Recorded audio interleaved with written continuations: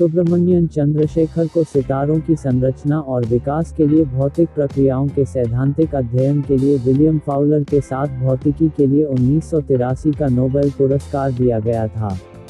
उन्होंने तारकीय संरचना, सफेद बौनों, तारकीय गतिकी, स्टोकेस्टिक प्रक्रिया, विकिरण हस्तांतरण, हाइड्रोजन आयनों के क्वांटम सिद्धांत, हाइड्रोडायनेमिक और जल विद्युत चुंबकीय स्थिरता, अशांति, संतुलन और संतुलन की दीर्घवृत्तीय आकृतियों की स्थिरता, सामान्य सापेक्षता की समकालीन समझ में योगदान दिया।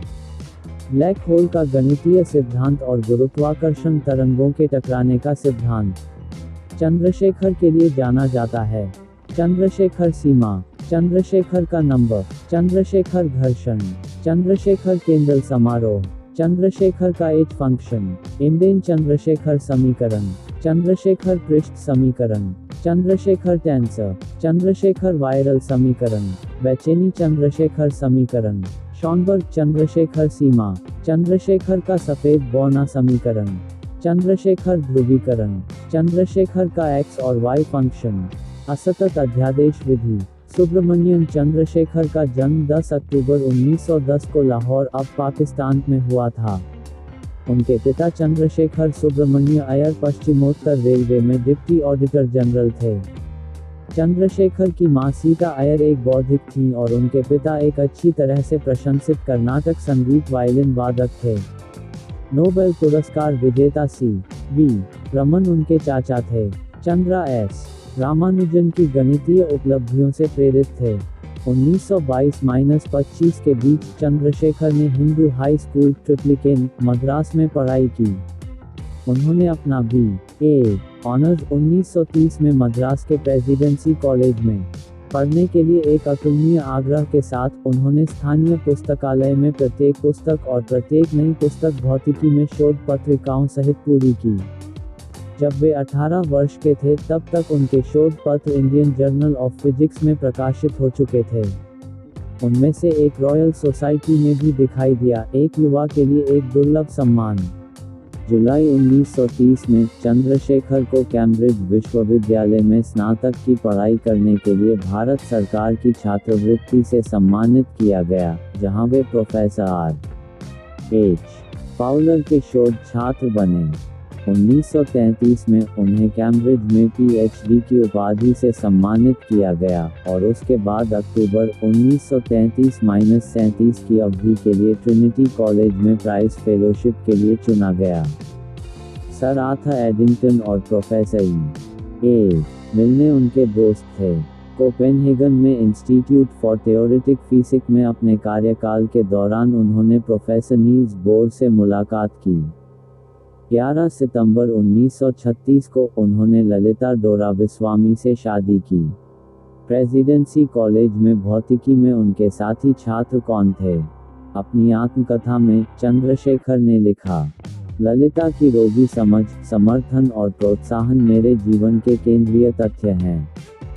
अमेरिका पहुंचने से पहले ही एक होनहार एस्ट्रोफिजिसिस्ट के रूप में उनकी प्रतिष्ठा अपने तटों पर पहुंच गई। एक प्रख्यात खगोलशास्त्री और याक्स वेधशाला के निदेशक ओटो स्टूवे ने उन्हें शिकागो विश्वविद्यालय में नौकरी की पेशकश की।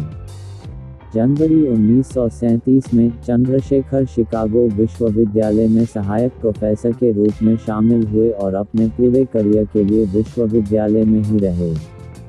द्वितीय विश्व युद्ध के दौरान चंद्रशेखर मैरीलैंड में बैलिस्टिक अनुसंधान प्रयोगशालाओं में थे। उन्हें 1944 में रॉयल सोसाइटी का फेलो चुना गया था। 1946 में प्रिंसटन ने उन्हें हेनरी नॉरिस रसेल के एमिशन की पेशकश की, जो सेवानिवृत्त हो चुके थे। उन्होंने चंद्रशेखर को शिकागो में जो मिल रहा था उसका 2 गुना वेतन दिया। बदले में शिकागो विश्वविद्यालय के कुलाधिपति हचिंस ने उन्हें प्रिंसटन द्वारा उन्हें दिए गए वेतन को 2 गुना करने का प्रस्ताव दिया। हालांकि हचिंस ने उल्लेख किया कि यदि प्रिंसटन अनुसंधान के लिए बेहतर स्थान था तो वह चंद्रा को शिकागो में रहने के लिए राजी नहीं करेगा। चंद्रा ने जवाब दिया कि उन्होंने ऐसा नहीं सोचा था। चंद्रा ने प्रिंसटन की पेशकश को अस्वीकार कर दिया और हचिंस ने अक्सर टिप्पणी की कि चांसलर के रूप में उनकी एक बड़ी उपलब्धि शिकागो विश्वविद्यालय के लिए चंद्रा को प्राप्त हो रही थी। रॉयल एस्ट्रोनॉमिकल सोसाइटी ने उन्हें 1953 में स्वर्ण पदक से सम्मानित किया। वह 1955 में नेशनल अकेडमी ऑफ साइंसेस के लिए चुने गए। उन्हें 1967 में राष्ट्रपति लिंडन जॉनसन द्वारा विज्ञान के राष्ट्रीय पदक से सम्मानित किया गया। उन्होंने 1971 में हेनरी ड्रेपर पदक प्राप्त किया। 1952 में ब्रूस मेडल और 1984 में उन्हें अपने सर्वोच्च सम्मान कोपले मेडल के साथ भेंट किया। चंद्रशेखर एक भौतिक विज्ञानी, एक खगोल भौतिकीविद और एक लागू गणितज्ञ का एक दुर्लभ संयोजन था। चंद्रा ने स्टार वायुमंडल, ब्लैक होल, स्टार संरचनाओं और स्टार मास पर भी सिद्धांत विकसित किए।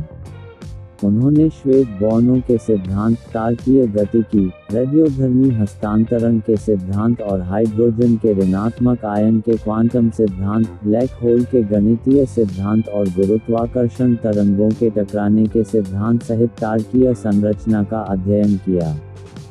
चंद्रा को 50 साल पहले किए गए उनके काम के लिए 1983 में राजा कार्ल गुस्ताव द्वारा भौतिकी में नोबेल पुरस्कार दिया गया था।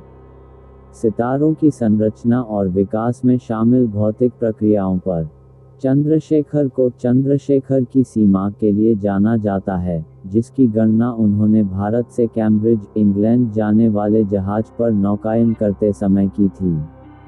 इससे पता चला कि सूरज से बड़े पैमाने पर तारे 1.44 से अधिक सौर द्रव्यमान विस्फोट हो जाएंगे या ब्लैक होल बन जाएंगे, क्योंकि वे मर गए थे।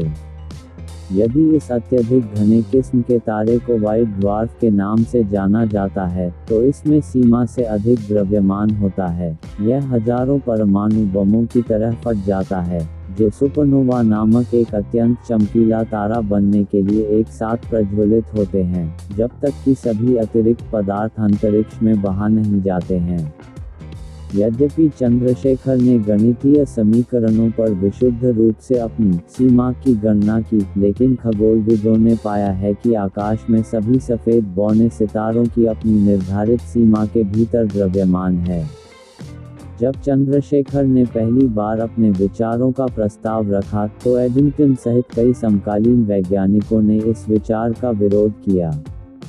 चंद्रा ने 10 पुस्तकें प्रकाशित की और संपादक के रूप में कार्य किया। 19 वर्षों के लिए प्रमुख खगोल भौतिकी पत्रिका चंद्रशेखर ने 1995 में प्रकाशित न्यूटन के principle for the common reader पुस्तक पर काम किया। अमेरिका में रहने के 50 वर्षों में उन्होंने पश्चिमी तरीकों से लेने के लिए उसे नहीं चुना, क्योंकि वह अपने घर में दक्षिण भारतीय धोती पहने और कर्नाटक संगीत सुनते हुए देखे जा सकते थे। सुब्रमण्यन चंद्रशेखर की 21 अगस्त 1995 को शिकागो में हृदय गति रुकने से मृत्यु हो गई।